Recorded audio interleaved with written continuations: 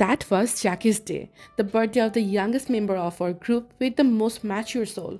To celebrate this day, we again picked Please Bite and, as usual, ordered too many foods. Firstly, we ordered their melted chocolate cake. It just melted in our mouth in a very short time.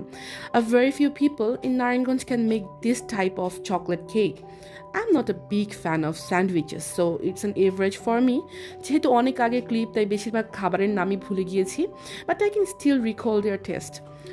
That chicken bun was loaded with chicken. Those were really spicy as well as the chicken shawarma too.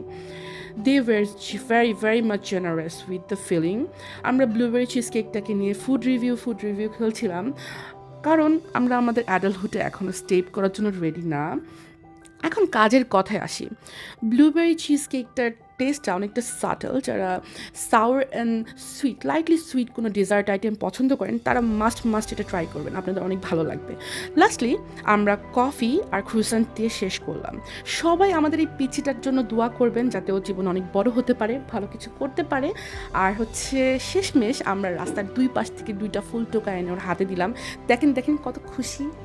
Okay, enough for today, bye by.